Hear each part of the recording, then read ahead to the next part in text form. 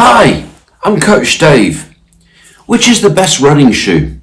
There are lots of running influencers out there who get given every kind of shoe to test. I'm not one of those. I can't afford to buy 15 different pairs of shoes to find out which is the best one. As an ordinary runner, here's how I go about picking my shoes. Firstly, what do we need?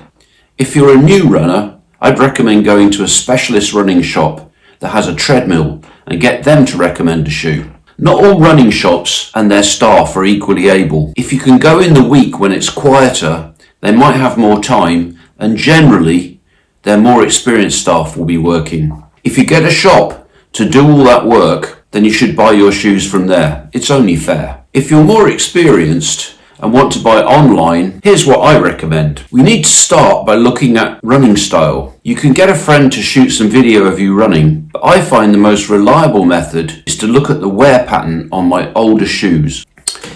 I'm not sure how well you can see this, but I tend to wear along the outside of the middle of my foot. I'm a pretty neutral mid-foot striker. If you see a lot of wear on the outside of the heel and the inside of your forefoot, you probably pronate, which means you land on the outside and come off your big toe. For that kind of run, you probably need something a bit more stable and specialized, like an Asics Gel Kayano or perhaps a Brooks Adrenaline GTX. I run 7 days a week, around 80 to 100 kilometers. I need a solid daily trainer which will protect my legs during the easy and long runs, which make up about 75% of my mileage. With that volume of training, I get through daily trainers every 2 or 3 months. That's between 5 and 800 kilometers. This is where it gets complicated because I'm going to be juggling shoes. For daily trainers, in the last year I've used 3 different models of Asics Nimbus. I think they're 25, another 25 and a 26. New Balance 1080 and Puma Velocity Nitro 4. Honestly, there's hardly any difference between them. Every brand has a similar workhouse shoe, Brooks Glycerin, Nike Pegasus and so on. I just watch out for what is on sale and I often buy last year's model. For workouts, this is optional. I do 25% of my runs as workouts. They're intervals or tempo runs, faster than easy but not full races. I want to keep my race day shoes as fresh as possible, so I use a Super Trainer for these runs. Super Trainers are lighter and faster than my everyday shoes, but they don't have the carbon plates and rods of my race day shoe. I'm using this Adidas Evo SL. They're crazy good value for money, especially as version 2 is coming out soon. They really suit my running style, and also they complement my race day shoe perfectly. They feel very similar and share the same bouncy responsive foam. I think it's called Light Strike Pro. I've also tried the Asics Super Blast in this category. Those were very, very good, but they felt a bit more like an all-rounder. They were also a bit firmer, and I prefer the responsiveness of this Evo SL. Super Blasts or the newer Mega Blasts are also pretty expensive. For my race day shoes, I've only tried the Adidas Pro 3 and now the Pro 4.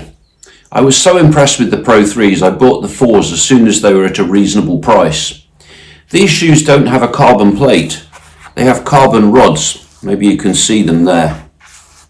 I couldn't tell you the difference in feel, as I've never run in a fully plated shoe. All I can say is that these shoes give me a little bit extra on race day, and I love them. Would faster runners benefit from a different style of shoe? I don't know. I'm not fast. Last year I was running ultra marathons on the trails. Training for that means a lot of wallowing around in sloppy mud. You need quite a bit of grip for that. I tried the Brooks Cascadia, but I found the solid rock plate underneath aggravated the bottom of my foot. I chose the Hoka Speedgoat. Sorry they're so dirty, but that comes with the trails. It suited the combination of trail and farm track that my races seem to cover. You can see it's got a decent depth of lug, but it's not crazy deep and it works okay on the roads. It's a Vibram sole, which is one of the better ones out there, I understand. So, how do you go about choosing? I recommend watching shoe reviews from YouTubers who seem genuinely unbiased. I watch Andy Rayner, who's also known as Forest of Dean Runner or FOD Runner, and Ben Parks. Andy seems to prefer firmer shoes than me. Some brands also don't make his size, which is size 13. He's a very tall guy. As far as I know, Ben buys all his shoes with his own money. I treat the much bigger channels that do reviews with caution. Once you do decide on a shoe, either try it on a shop, and if it fits, buy it in the shop, or order online and try them on at home.